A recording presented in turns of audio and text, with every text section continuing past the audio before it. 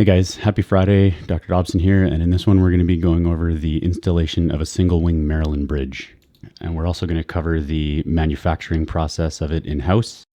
So this is a patient that came to me with a missing central incisor. He had a flipper that he hated, and he came to me for options. We talked about it and decided to prep the 1-1 for a Maryland bridge. So there's the scan you can see. I'm going to send that to my designer Pargev, and he's going to design this unit for me that has the full wrap on the lingual surface, including the notch.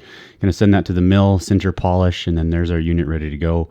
Monolithic zirconia, argon, STML. We're going to get the patient back and try it in. He had a large anterior open bite, which is the reason why this case worked. So he could afford to have another millimeter or so of material.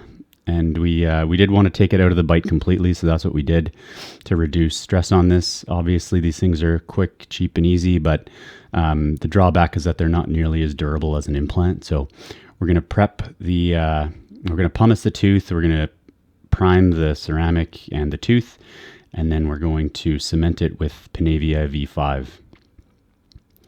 So we'll dry the surface, and here it goes. We'll cure it with the Velo and clean it up, and then it's good to go. I wanted to say that thank you to Dr. Milton Vega for editing this footage, the raw footage, for me. This is the reason that you guys can watch this. And if any dental people out there know basic video editing and want to help me make more of these, then please reach out. My email is drdobsonmedia@gmail.com.